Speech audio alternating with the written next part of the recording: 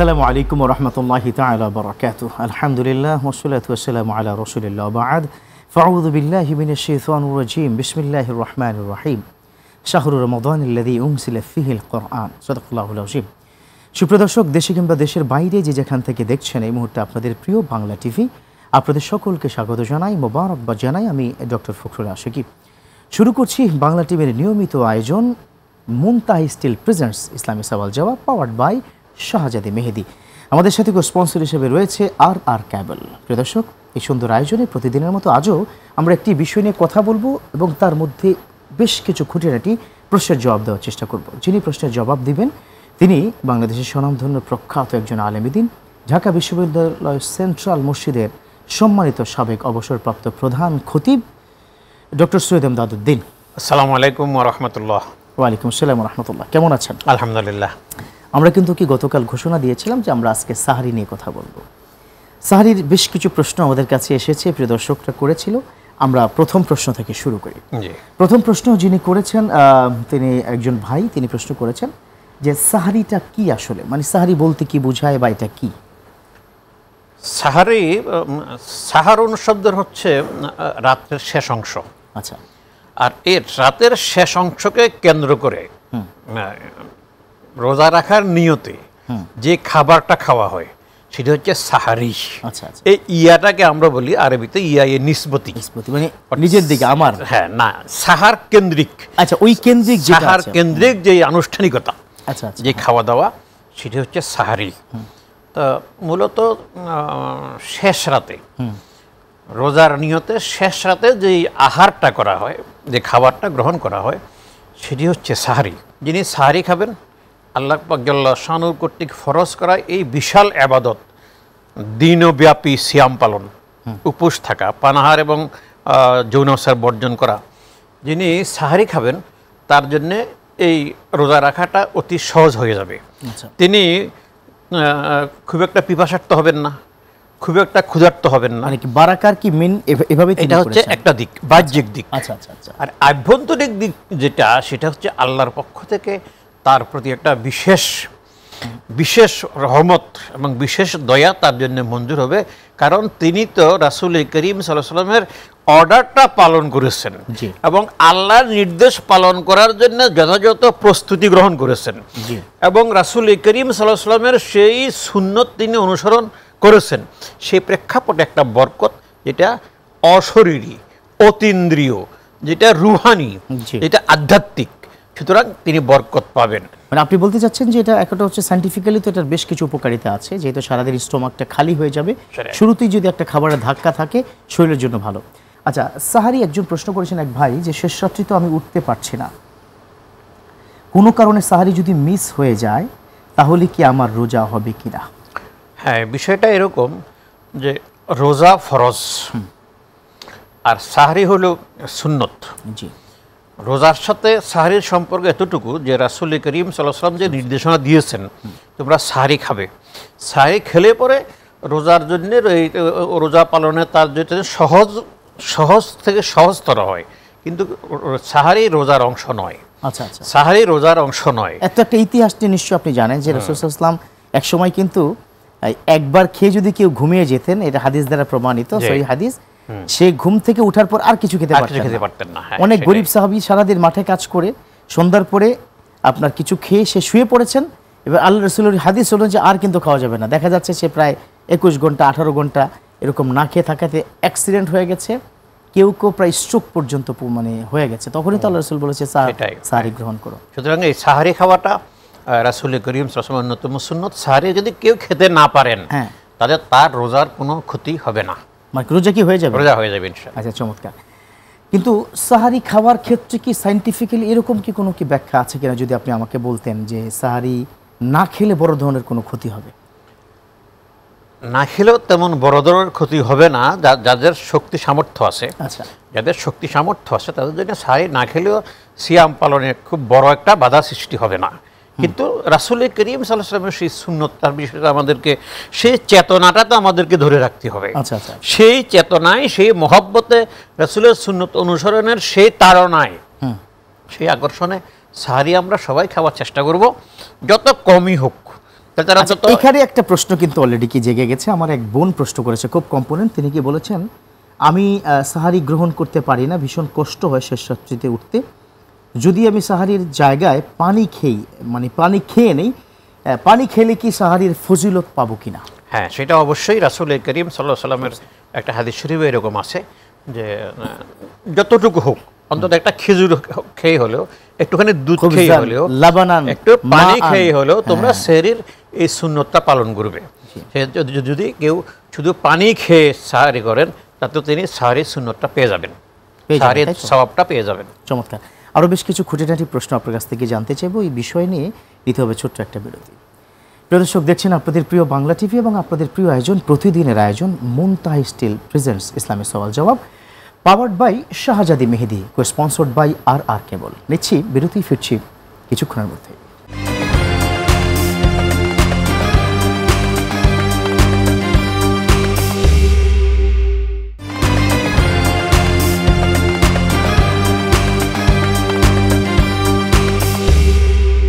আলহামদুলিল্লাহ, প্রিয় দর্শক, ফিরে এলাম বিরতির পর। আমাদের সাথে থাকার জন্য ধন্যবাদ। দেখছেন আপনাদের প্রিয় বাংলা টিভি, আপনাদের প্রিয় আয়োজন মুনতাহা স্টিল প্রেজেন্টস ইসলামী সওয়াল জবাব, পাওয়ার্ড বাই শাহজাদি মেহেদি, স্পন্সর্ড বাই আর কেবল। প্রিয় দর্শক, আমরা আজকে সাহারির বিভিন্ন মাসআলা নিয়ে এবং আপনাদের অজানা বেশ কিছু প্রশ্নের জবাব নিয়ে কিন্তু আলোচনা করছিলাম ডক্টর সৈয়দ এমদাদউদ্দিনের সাথে। চলুন আমরা আবারও প্রশ্ন উত্তরে চলে যাই।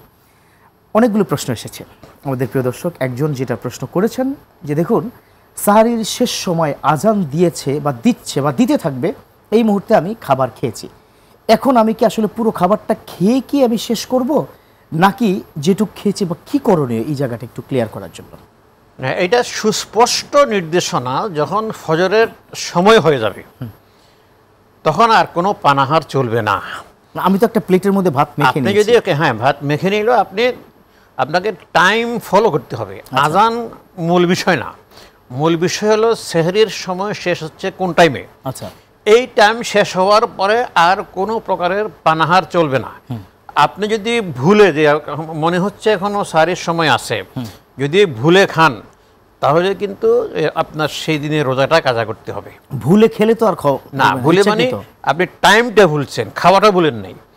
আপনি রোজার জন্য সেহরি হিসেবেই খাচ্ছেন, কিন্তু যদি খাওয়াটা যদি আপনার সুবহ সাদেকের পরে হইয়া যায়, সেই দিনে রোজাটা আপনার হবে না। কিন্তু ইচ্ছাকৃতভাবে যদি না হয়, অনিচ্ছাকৃতভাবে যদি হয়ে যায়, না অনিচ্ছা, সেটা তো বললাম, যদি আপনি টাইম পরে বুঝতে পেরেছেন যে আমার খাওয়াটা কিন্তু ঠিক হয় নাই, ঠিক হয়, জাস্ট টাইমে হয় নাই, সেটা আপনাকে কাজা দিতেই হবে। আচ্ছা, অবশ্যই কাজা দিতে হবে।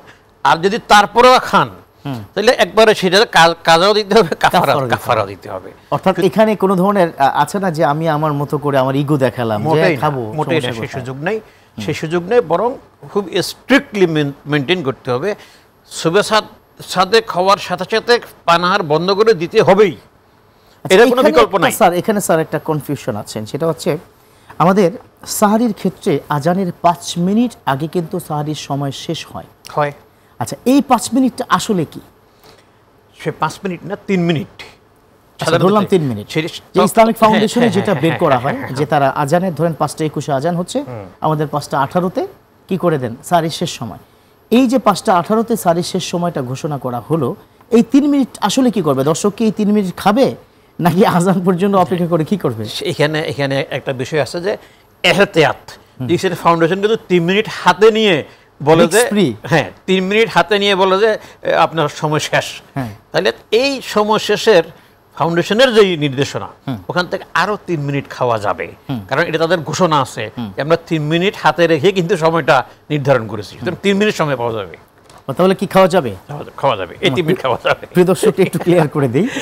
শেখ যেটা বললেন যে আমাদের ইসলামিক ফাউন্ডেশনের ক্যালেন্ডার কিন্তু আছে এবং সেটা আপনারা চাইলে আপনারা ডাউনলোড করে নিতে পারেন। সেখানে যদি 5:21 থাকে, আপনার 5:18-তে শেষ সময়, তাহলে এই 3 মিনিট কিন্তু আপনি খেতে পারবেন। 3 মিনিট। এবং আপনি যেটা চূড়ান্তভাবে বললেন, আজানের সাথে সাহারির সম্পর্ক নয়, সময়ের সাথে সাহারির সম্পর্ক। অবশ্যই। চমৎকার। আচ্ছা, একটি বিষয় হচ্ছে যে বিশ্বনবী সাল্লাল্লাহু আলাইহি ওয়াসাল্লাম তিনি কি দিয়ে সাহারি গ্রহণ করতেন?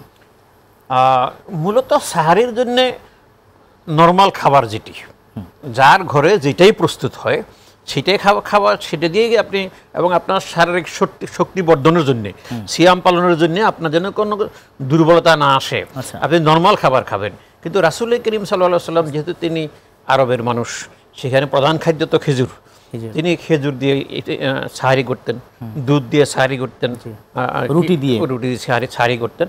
সেটা রেওয়াজ অনুযায়ী, দেশের প্রচলিত খাদ্য অভ্যাস যেটা সেটা অনুযায়ী। কিন্তু আমরা যারা বাংলাদেশি, বাঙালি, কিংবা জাতীয় খাবার তো ভাত, সুতরাং আল্লাহ রাসূলের কি জাতীয় খাবার ছিল রুটি এবং খেজুর। না, কেউ যদি এটাকে সুন্নাহ মনে করে খায় তার তো কোনো অসুবিধা থাকে না, কোনো অসুবিধা নেই, কোনো অসুবিধা অবশ্য সওয়াব হবে, তাই না? কিন্তু তখন কি ভাত কি সুন্নাহ হবে? না, ভাত সুন্নাহ হবে না, ভাত সুন্নাহ হবে না। ভাত এটাকে আমরা ইবাদত বলবো, এটা মুবাহ কাজ। কিন্তু সুন্নত হতে তো রাসূল করিম সেহরি খাচ্ছে সেটা সুন্নত, কিন্তু ভাত খাচ্ছে, ভাতটা কিন্তু সুন্নতের অন্তর্ভুক্ত হবে না, সাহারি খেতে হবে। তাহলে আল্লাহ রাসূল সাল্লাল্লাহু আলাইহি ওয়াসাল্লাম, প্রিয় দর্শক, আপনারা যদি চান সাহারিতে খেজুর খেতে পারেন। আর এক গ্লাস দুধ তো সবাই খায় মনে হয়, তাই না? আমরা সবাই খাওয়ার চেষ্টা করি, শেষ রাত্রিতে এক গ্লাস দুধ আমরা খাবো, এবং এটা রাসূলের সুন্নাহ হিসাবে কিন্তু পরিগণিত হবে।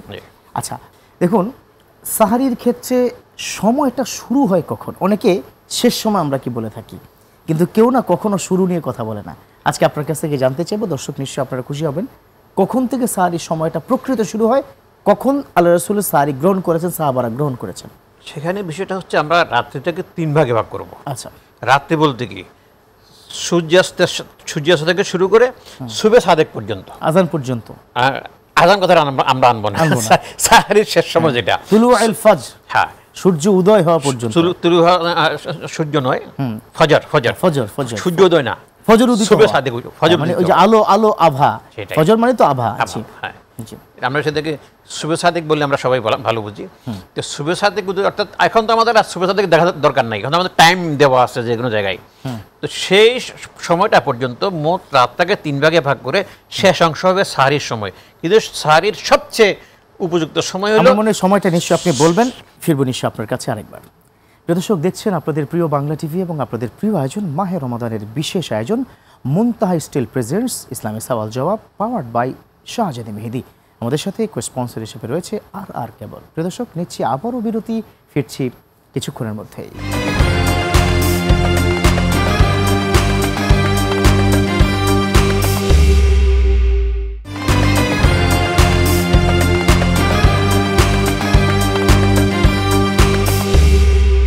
আলহামদুলিল্লাহ, প্রিয় দর্শক, ফিরে এলাম বিরতির পর। আমাদের সাথে থাকার জন্য ধন্যবাদ। দেখছেন আপনাদের প্রিয় বাংলা টিভি, আপনাদের প্রিয় আয়োজন, আপনাদের জন্য আয়োজন, বাংলা টিভির নিয়মিত আয়োজন মুনতাহা স্টিল প্রেজেন্টস ইসলামী সওয়াল জবাব, পাওয়ার্ড বাই শাহজাদি মেহেদি, স্পন্সর্ড বাই আর কেবল। প্রিয় দর্শক, আলোচনা করছিলাম সাহারির খুঁটিনাটির বিভিন্ন মাসলা মাসাইল নিয়ে।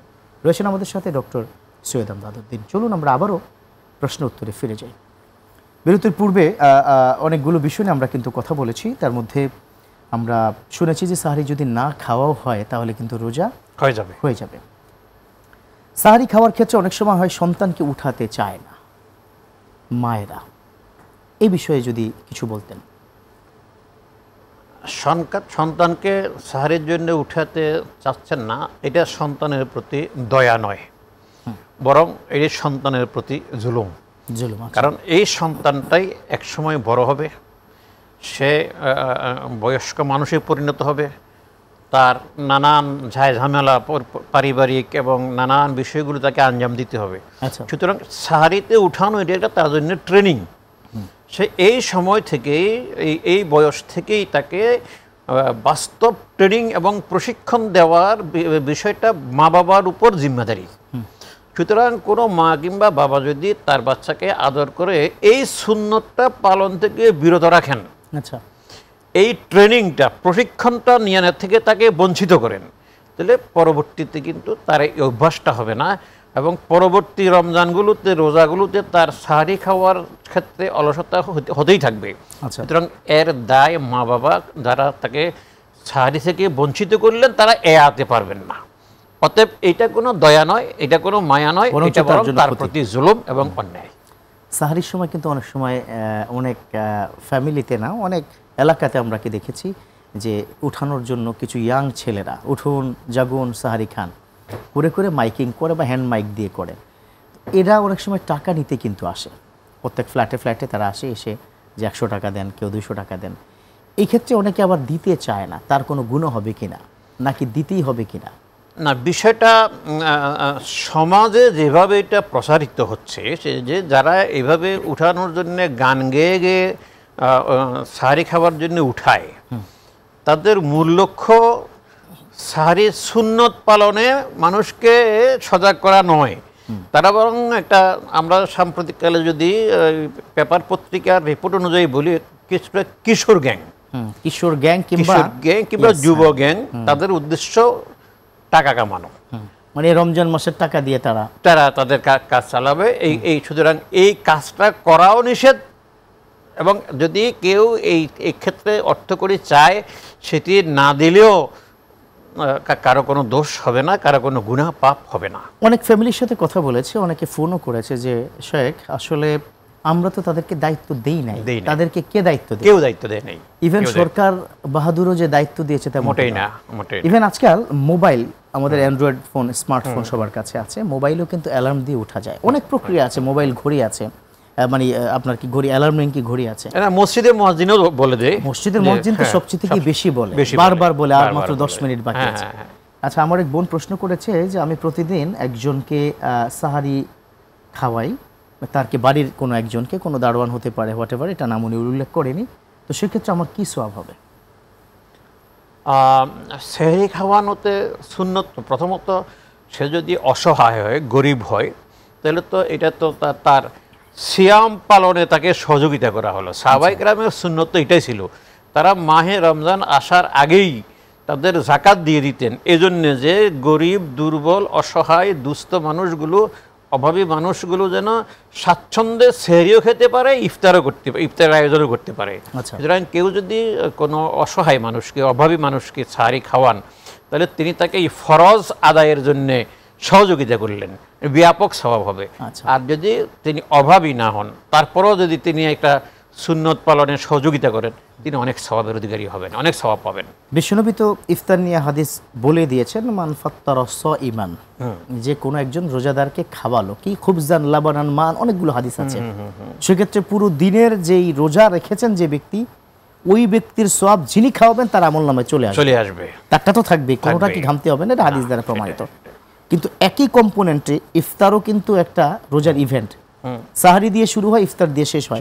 তাহলে সাহারির ক্ষেত্রে কোনো এরকম হাদিস আছে কিনা যে খাওয়ালে পুরো রোজার সওয়াব পাবে? এরকম সরাসরি হাদিস অবশ্য নাই, কিন্তু আমরা সেখানে কিয়াস করতে পারি, যেহেতু ইফতারটাতে এত বড় একটা ফজিলতের বিষয় আছে, সাহারিতেও সেই ফজিলতের একটা অংশ পাওয়া যাবেই নিশ্চয়ই।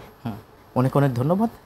ইনশাআল্লাহ তাআলা পরবর্তী আরো একটি এপিসোডে আপনার কাছ থেকে আরো চমৎকার বিষয় আমরা জানার চেষ্টা করব ইনশাআল্লাহ। জাযাকুমুল্লাহ খায়র। দর্শক, এতক্ষণ পর্যন্ত দেখেছেন বাংলা টিভির বিশেষ আয়োজন, প্রতিদিনের আয়োজন মুনতাহা স্টিল প্রেজেন্টস ইসলামী সওয়াল জবাব, পাওয়ার্ড বাই শাহজাদি মেহেদি, কো স্পন্সর্ড বাই আর কেবল। প্রিয় দর্শক, আজকে তো আমরা সাহারি নিয়ে কথা বলছি, আগামীকাল কিন্তু অবশ্যই আমরা ইফতার নিয়ে কথা বলবো। থাকবেন বাংলাদেশের স্বনামধন্য প্রখ্যাত একজন আলেমুদ্দিন ডক্টর মুর্শেদ আলম সালিহি। ইফতার নিয়ে খুঁটিনাটি যে কোনো প্রশ্ন আপনার মনে থাকবে, আমরাও কিন্তু সেই প্রশ্নের জবাব দেওয়ার চেষ্টা করব। সুন্দর হোক আপনার বাকি রমাদানগুলো। অবশ্যই আল্লাহর কাছে তওবা করতে ভুলবেন না, কারণ এই সুযোগ হয়তো জীবনে নাও আসতে পারে, এটাই হতে পারে আপনার জীবনের শেষ রমাদান। আসুন আল্লাহর কাছে ক্ষমা চাই, সঠিকভাবে আমরা সিয়াম সাধনায় মত্ত হই। আল্লাহ আমাদের সকলকে ভালো রাখুক, সেই প্রত্যাশায় আজকের মতো বিদায় নিচ্ছি। আল্লাহ হাফেজ।